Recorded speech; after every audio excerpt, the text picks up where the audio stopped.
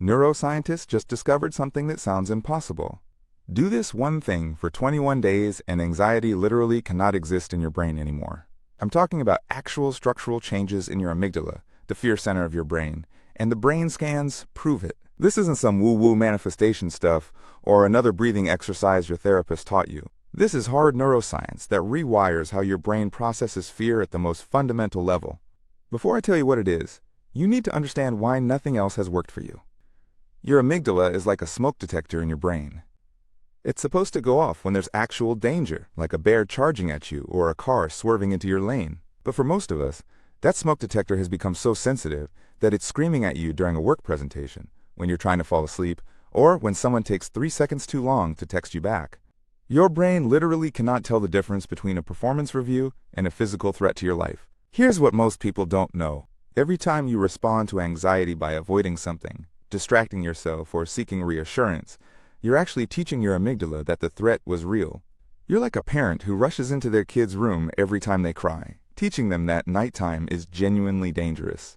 Your brain learns that work presentations are legitimately life-threatening because you keep treating them that way. This is why anxiety gets worse over time, even though nothing in your life is actually getting more dangerous. The protocol that shrinks the amygdala is called exposure with response prevention, but the way scientists have refined it is shocking. Traditional exposure therapy had you face your fears gradually. This new protocol flips everything on its head. You deliberately trigger your anxiety every single day for 21 days, but here's the critical part. You don't do anything about it. You sit with it. You let it peak. You let it feel absolutely unbearable, and then you watch it collapse on its own. The reason this works comes down to prediction error. Your amygdala is constantly making predictions about what's dangerous. When you avoid something anxious, you never give your amygdala the data it needs to update its predictions. But when you trigger the anxiety and then nothing bad happens, your amygdala experiences what neuroscientists call a negative prediction error. It predicted disaster and got boredom instead. Do this enough times, and your amygdala literally shrinks. The brain scans show reduced gray matter volume in the amygdala after just 3 weeks. Your fear center physically gets smaller because it's no longer needed. Here's how you actually do this. Every single day for 21 days, you need to deliberately trigger your specific anxiety. Here are some examples. If you have social anxiety, you start conversations with strangers daily. If you have health anxiety, you read about diseases without checking your symptoms.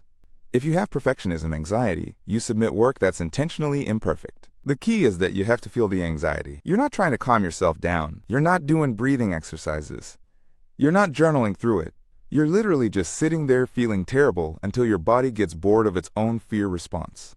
Most people quit at day 3 because it feels counterintuitive and genuinely awful. Your anxiety will spike higher than you've ever felt it before. This is actually the point. Your amygdala is essentially throwing a tantrum because you're not responding to its alarm anymore. It's cranking up the volume trying to get you to react. If you can make it past day 7 without giving in, something remarkable happens. The anxiety starts peaking faster and dropping faster. By day 14, the spikes are less intense. By day 21, your brain has fundamentally recalibrated what constitutes a threat. Now here's what makes this different from just white-knuckling through panic attacks. You need to add what researchers call cognitive reappraisal during the exposure. While you're sitting in the anxiety, you're actively narrating what's actually happening in your body. Not what your anxiety says is happening. You're saying things like, my heart rate is elevated. I feel pressure in my chest. My thoughts are moving quickly. You're describing the sensations without the catastrophic story. This keeps your prefrontal cortex engaged, which is the part of your brain that can calm down the amygdala. Think of it this way. Your amygdala is a toddler screaming that there's a monster under the bed. Your prefrontal cortex is the adult who can turn on the light and show there's nothing there. Most anxiety management teaches you to comfort the toddler. This protocol teaches you to turn on the light while the toddler is screaming. Eventually, the toddler learns to trust the adult. The hardest part about this protocol is that you cannot use safety behaviors. Safety behaviors are the little things you do that make anxiety temporarily manageable, but prevent real change. Here are some examples of safety behaviors. Checking your phone during an anxious conversation. Having someone go with you to the thing that scares you. Planning exactly what you're going to say. Carrying medication you never take just in case. Every single one of these behaviors tells your amygdala that the danger was real and you barely escaped. You're reinforcing the exact neural pathway you're trying to eliminate. Here's the brutal truth. The reason most people stay anxious their entire lives is because they're really good at keeping their anxiety at a 6 out of 10. They avoid the things that would spike it to a 9, and they have just enough coping strategies to prevent it from dropping to a 2. They live in this middle zone of chronic discomfort. This protocol forces you into the 9 so your brain can finally learn that 9s don't kill you. Once your brain learns that, everything below a 9 stops registering as dangerous. Number 5, and this is where people usually have their breakthrough. You need to track your anxiety during each exposure, but not to see if it's getting better. You're tracking to prove to yourself that anxiety always drops on its own without you doing anything. Get a piece of paper and rate your anxiety every 2 minutes during your daily exposure on a scale of 0 to 10. You'll notice a pattern. It spikes, it plateaus, and then it crashes. Every single time your intervention doesn't drop it, time drops it. Your amygdala physically cannot maintain a fear response indefinitely. It runs out of neurochemicals. This is the most important lesson your brain needs to learn. After 21 days of this, your relationship with anxiety fundamentally changes. You stop seeing it as something dangerous that needs to be eliminated.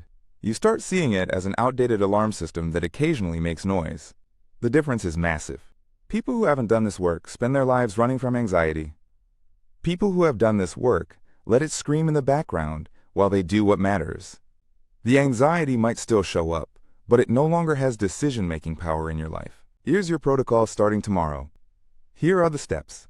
Identify the one thing that triggers your specific anxiety most reliably. Set a timer for 15 minutes.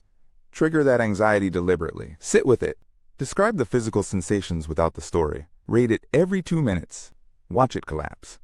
Do this every single day for 21 days without exception. No safety behaviors. No shortcuts. Your amygdala will shrink. Your life will expand. The brain scans don't lie. If you want more content on rewiring your brain for better mental health, subscribe, because we're just getting started.